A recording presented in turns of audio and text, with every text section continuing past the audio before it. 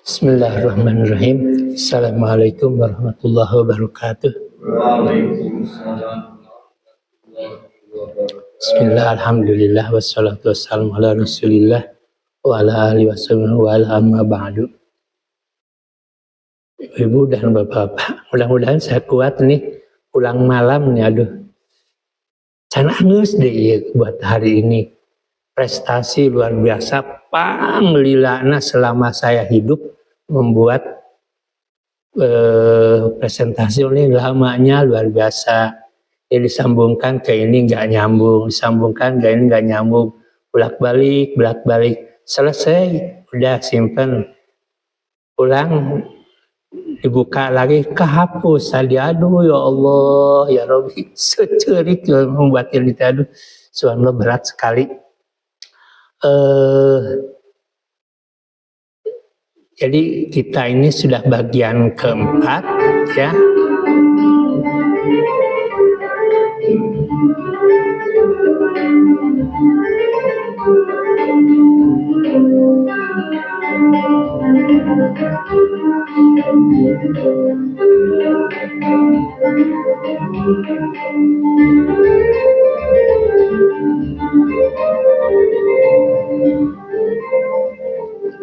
Jadi masih lama ini Ibu, entah sampai berapa episode ya. Ini sudah beres ini, nampaknya dengan Fir'aun cuma satu episode lagi sampai bagian kelima. Nanti selanjutnya Nabi Musa menikah dengan putrinya Nabi Syuaib. Kemudian Nabi Musa dapat 10 firman Tuhan di Bukit Tursina. Kemudian selanjutnya nanti Nabi Musa memohon kepada Allah supaya Allah itu bagaimana bentuknya, rupanya.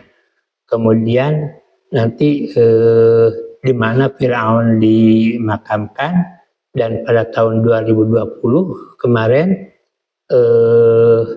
seorang arkeolog dari Jerman membuka peti jenazah yang di dalamnya Fir'aun. Jadi masih lama ini kisah Musa itu, dan memang dalam Al-Quran tidak ada lagi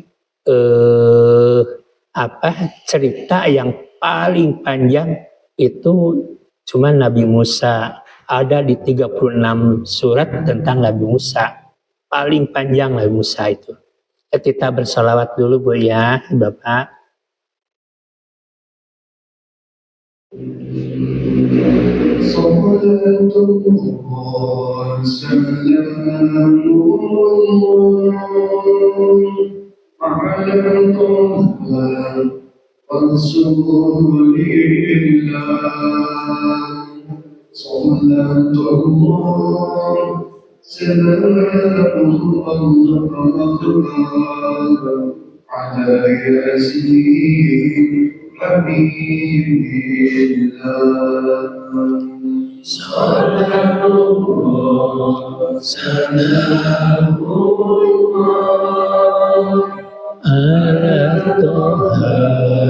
Rasulillah, salatullah, salamullah, ala yasin habibillah.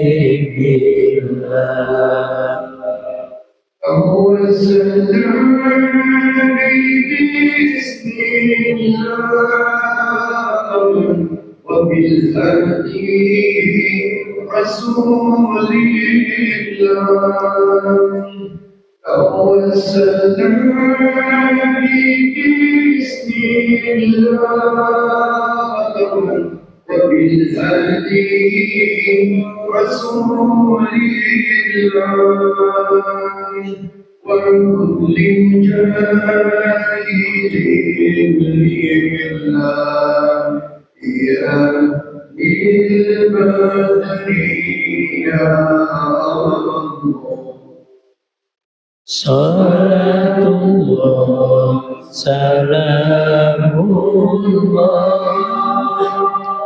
ala Taha Rasulillah, Salatullah salamullah ala yasin habibillah. Ilahi sallimihum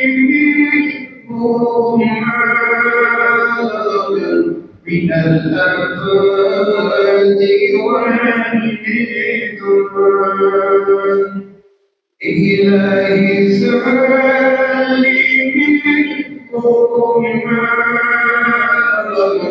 min al-afati wal-idran.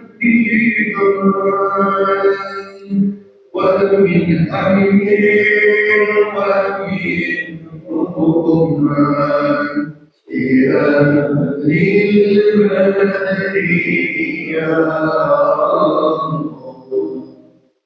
صلاة الله سلام الله على طه رسول الله.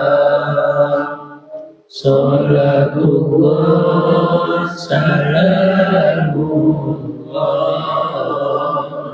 ala yasin habibillah.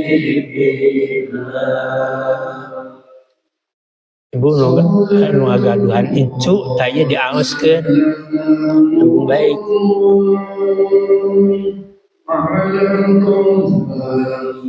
رسول الله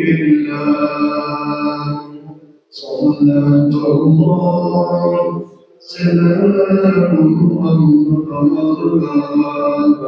على ياسين حبيب الله صلاة الله سلام الله على Rasulillah. Salatullah salamullah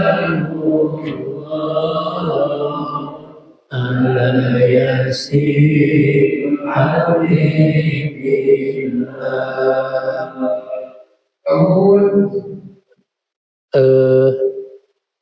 Selanjutnya begini ibu-ibu, kalau para sahabat Nabi itu kalau punya bayi atau ngasuh, bukan ngasuh bapana, ngasuh anak atau cucu, itu suka baca sholawat, Allahumma sholli ala Sayyidina Muhammad wa ala ali Sayyidina Muhammad. Kemudian lidah dijulurkan, kemudian digariskan ke bibir bayi itu. Allahumma sholli ala Sayyidina Muhammad wa ala Sayyidina Muhammad, dijulurkan, dijilatkan ke bibir bayi itu. Nah, itu para sahabat. Jadi wajar kalau anak-anak para sahabat Nabi itu cerdas-cerdas, soleh-soleh, karena ngasuhnya itu membaca sholawat.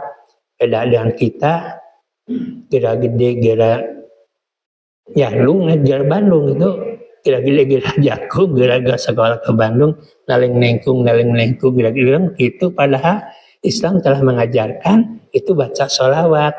Nah, sholawat ini sholatullah, salamullah, ala toha rasulillah, sholawat Allah, sholatullah dan keselamatan dari Allah, semoga disampaikan kepada toha rasulillah. Jadi toha itu nama Nabi Muhammad.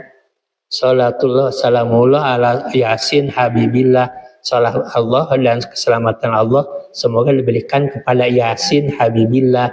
Jadi nama Nabi Muhammad itu 1 Ahmad, 2 Muhammad, 3 Toha, 3 Yasin, 3 Qasim, dan apalagi 7 tuh gelar Nabi Muhammad itu.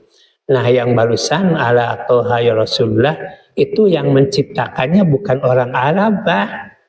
Itu orang Banyuwangi, seorang santri ya yang mempelajari ilmu nazam.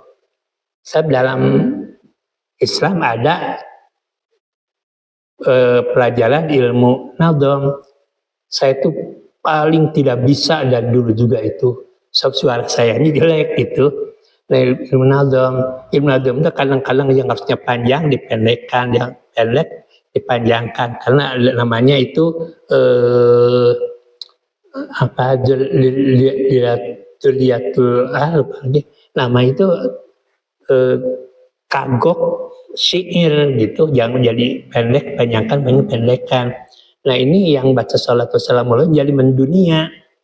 Di Jerman itu udah beberapa kali mengadakan perlombaan nasyid salatullah salamullah di Jerman itu. Jadi di Arab, di Saudi Arab, di mana seluruh dunia itu, alhamdulillah itu buatan saya lupa lagi, di orang Banyuwangi, santri dari Banyuwangi, kemudian dia mondok di Kediri, menciptakan salatullah salamullah, aransemennya dari pesantren Langitan.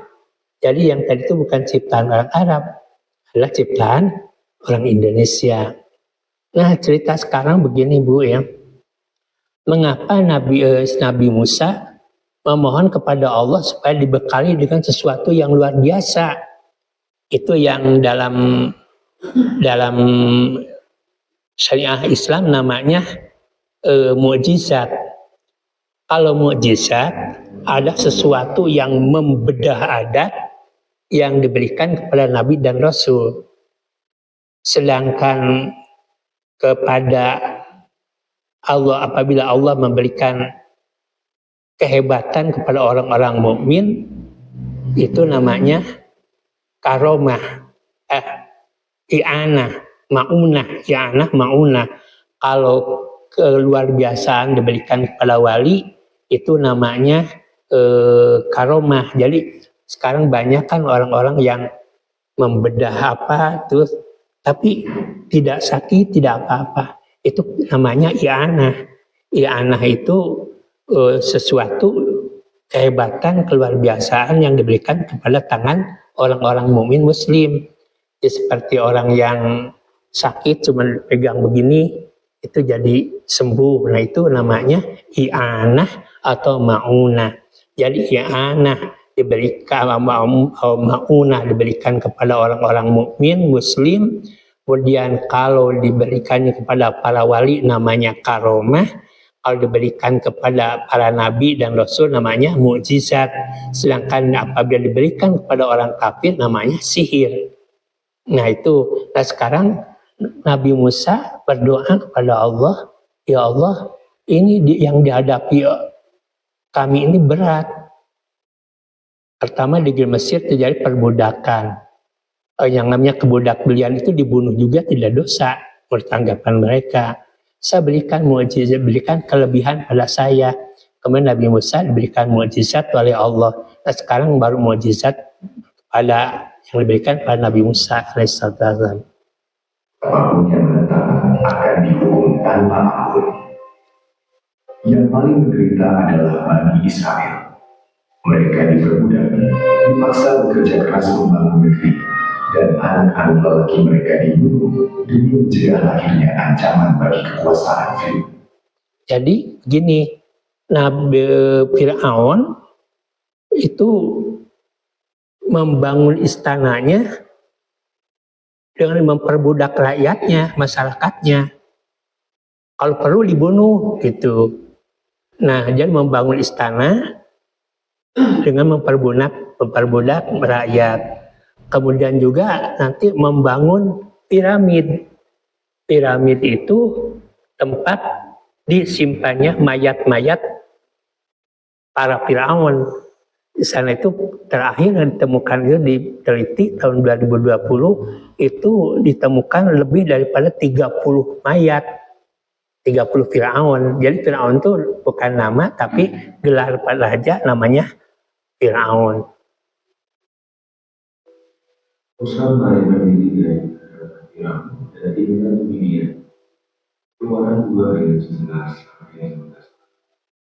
Pada waktu itu ketika Musa telah dewasa mendengarkan saudara-saudaranya mengingat kerja paksa mereka, lalu dilihatnya seorang Mesir membunuh seorang Ibrani. Kerja paksa ini Dia mau ke sana sini dan ketika dia tidak orang dibunuh Mesir itu hasil. Kita besok hari ini dengan keluarga dapat untuk kita yang bertanya pada dia bersalah. Tapi jawabnya, siapa yang mengenal kau ini tidak sakit? Kau aku sama seperti kamu. Nah, jadi Nabi Musa itu ingin membebaskan budak-budak yang dijadikan kerja paksa oleh Firaun, maka memohon kekuatan. Akhirnya nanti yang beriman kepada Nabi Musa itu jumlahnya ada 50.000 orang, dan nanti oleh Nabi Musa berusaha supaya keluar dari Mesir, dan akhirnya nanti terjebak di sebuah laut. Dan ini ceritanya ke arah sana nantinya, tapi ini cerita dulu tentang perbudakan Firaun kepada masyarakatnya. Hanya ini nanti kalau ada yang gambarnya kecil itu mohon maaf nggak bisa dibesarkan. Saya telah berusaha mempergunakan IA, tapi kecil. Kalau di IA jadi penuh lebar gini, tapi kepalanya hilang atau kakinya hilang gambarnya. Jadi ini mesti gambar yang asli saja nanti ke depannya.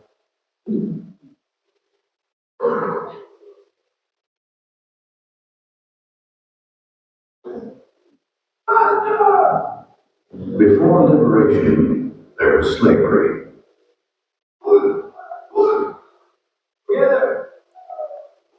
Jadi membangun istana, membangun piramid itu dengan bongkahan-bongkahan batu itu dari bawah itu. Berapa ton itu beratnya nanti akhir-akhir.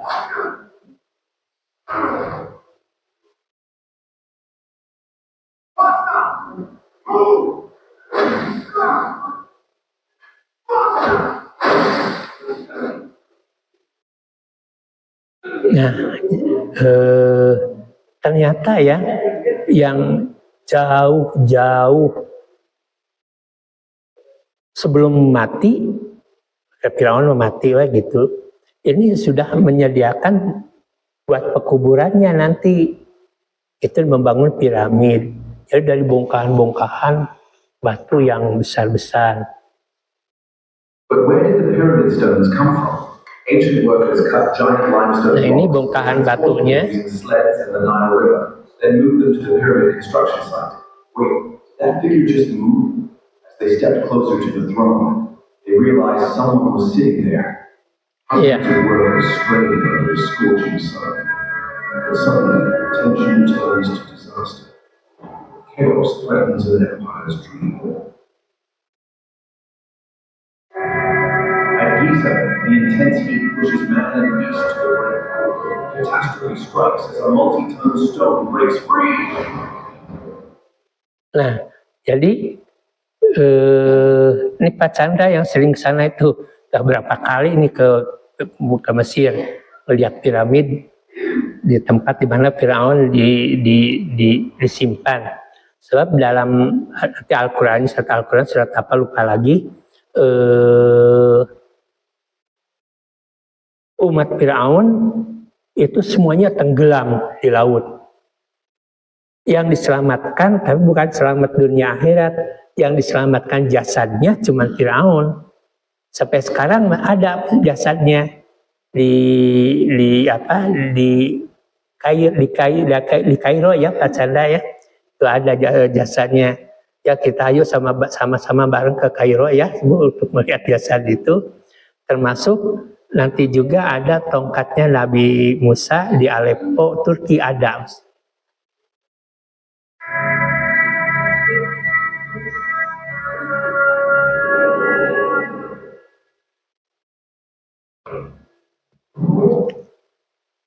Nah, itu untuk membangun, sekali lagi, untuk membangun istana dan untuk membangun piramida itu yang begini, yang 3 di Kairo. Nah, ini bagaimana membangun istananya Firaun dengan batu-batu itu.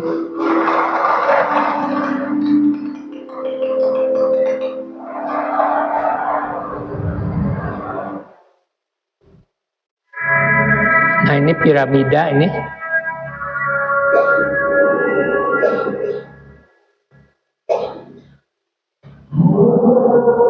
Nah, ini piramid.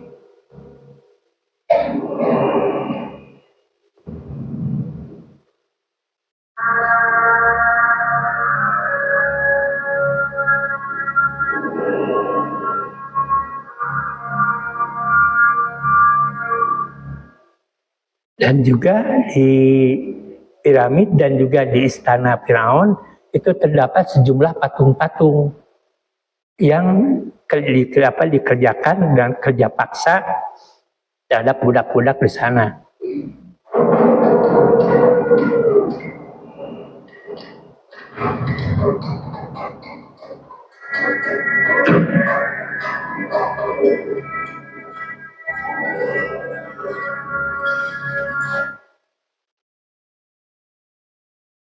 Una estructura gigante fue tallada directamente en la roca y nadie sabe exactamente cómo. Durante siglos ha permanecido frente al desierto, resistiendo el paso del tiempo. Su tamaño Ini tahu bahasa apa nih? Juga.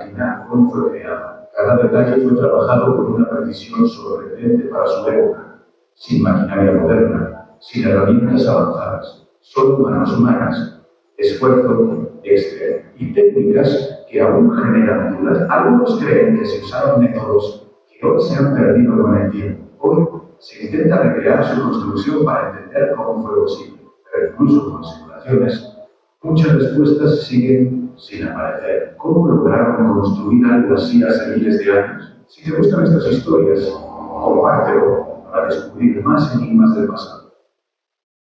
Nah, jadi ada juga yang kerucut itu berupa piramid, ada juga yang berbentuk singa.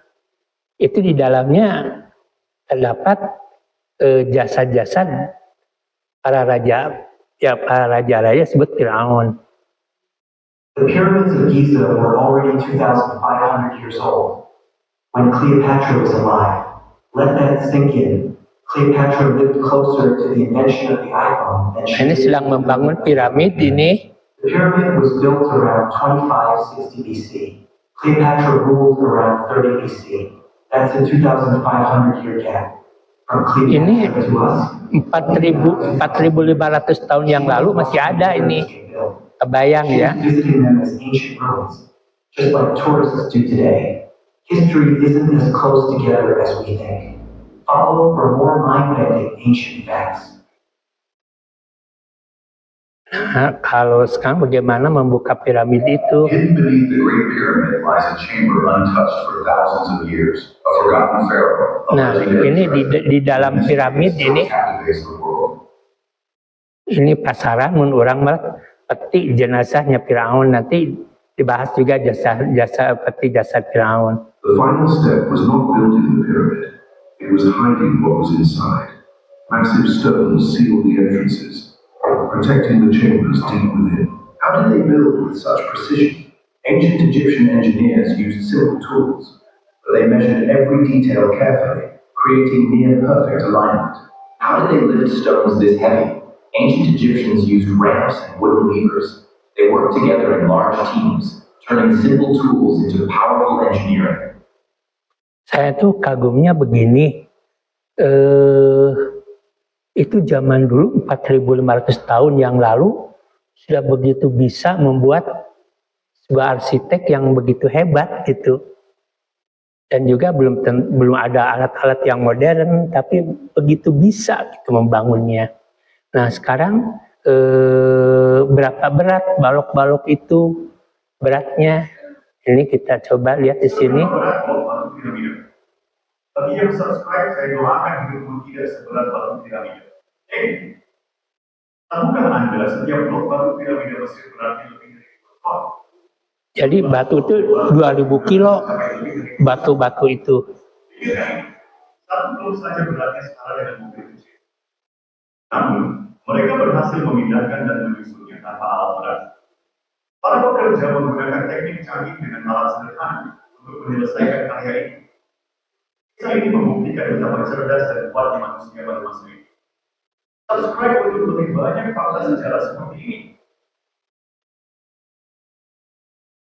Bagaimana manusia 4.500 tahun lalu membangun ini?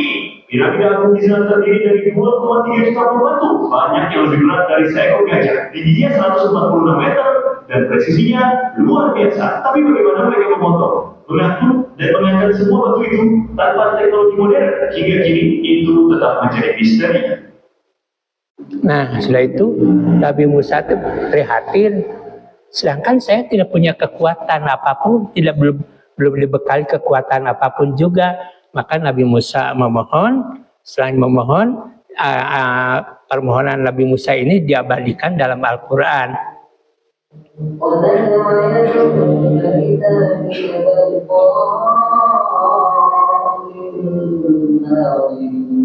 Jadi surat Al-A'raf ayat 108 yang menyatakan Musa lemparkan saja tongkatmu itu. Nabi Musa. Kalau ini bukan apa?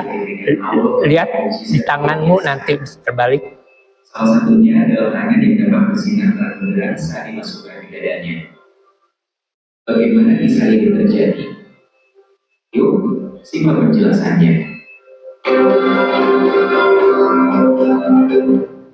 Kisah ini dimulai ketika Nabi Musa mendapat wahyu dari Allah untuk menghadap Firaun.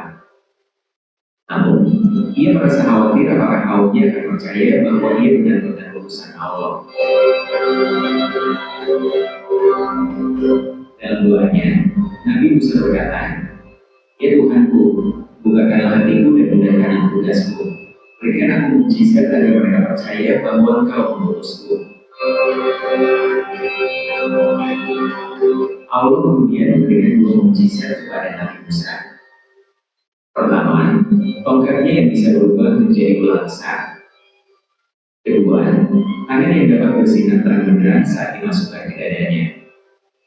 Allah berfirman, "Usruk yadaka fi jaybika takhruj bayda'a min ghayri su' wadmum ilayka janahaka min ar-rahmi fadhalika burhanani min rabbik ila fir'auna wa mala'ih innahum kanu qawman fasiqin." saat Nabi Musa mengeluarkan tangannya dari dadanya, cahaya putih bersinar terang benderang. Ini adalah salah satu bukti nyata kekuasaan Allah yang diberikan kepada Nabi Musa untuk meyakinkan kaumnya. Cahaya tersebut bukan sekadar fenomena alam, tetapi juga simbol kebenaran dan kekuatan iman. Ini membuktikan bahwa Nabi Musa adalah utusan Allah yang dipilih untuk membawa kebenaran. Nabi Musa kemudian pergi ke istana Firaun untuk menunjukkan mukjizat ini. Saat dia mengeluarkan tangannya, cahaya itu menyilaukan mata semua orang yang hadir. Namun, meskipun melihat keajaiban ini, Firaun dan kaumnya tetap menolak kebenaran. Inilah wajar bagi kita bahwa kebenaran seringkali ditolak oleh orang-orang yang sombong dan keras hati. Namun, Allah selalu memberikan jalan bagi hambanya yang beriman. Mukjizat dari Nabi Musa adalah bukti nyata kekuasaan Allah. Ini mengajarkan kita untuk selalu percaya pada kebesarannya dan tidak ragu atas janjinya. Semoga video ini menguatkan iman kita. Jangan lupa like, share, dan subscribe untuk lebih banyak cerita inspiratif dari Al-Quran. Jadi begini, kan Musa berdoa, saya mau dibekali dengan ilmu pengetahuan, kekuatan. Ini kalau saya dulu di pondok, itu ada 3 pendapat kalau nggak salah. Pendapat pertama, Musa disuruh Allah memasukkan tangan ke dalam sakunya, kemudian keluar cahaya. Yang pendapat kedua, itu Nabi Musa disuruh memegang lehernya sendiri, dari sana sudah keluar cahaya. Pendapat ketiga, Nabi Musa suruh begini karena keleknya itu, kemudian tiba-tiba keluar cahaya yang luar biasa. Bedanya juga orang naon, Nabi Musa sama keluar cahaya, orang mah keluar aduh sengit bedil gitu. Nah bedanya gitu. Kalau jadi Nabi Musa dibekali dengan cahaya, dan yang terakhir Nabi Musa dibekali dengan tongkat itu sendiri.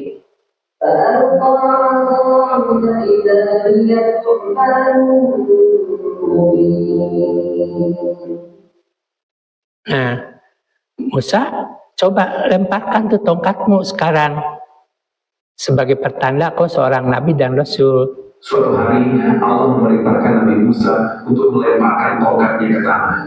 Tiba-tiba tongkat itu berubah menjadi ular besar yang meliuk-liuk. Nabi Musa langsung lari ketakutan. Padahal dia seorang nabi, kenapa bisa takut? Karena ini kali pertama Allah tunjukkan mukjizat luar biasa kepadanya. Lalu Allah berkata, "Wahai Musa, jangan takut. Pegang kembali ular itu. Aku akan mengembalikannya jadi tongkat."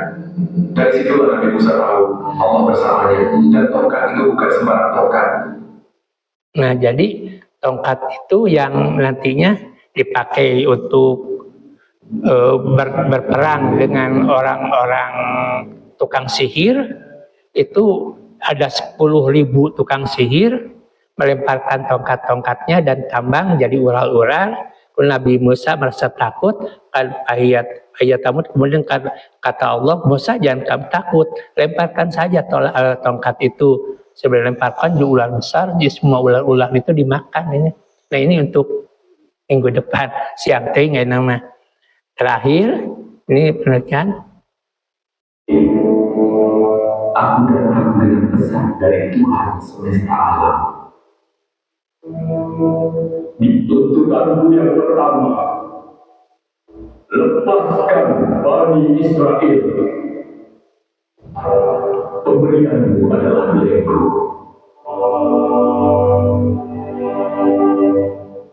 Keilahian yang saya bicarakan tidak pernah dilahirkan dan tidak akan pernah mati. Jika benar, mana bukti, wahai Musa? Jika ada waktu, beri saya waktu dan saksi yang buktinya. Bukti, beri aku bukti sekarang.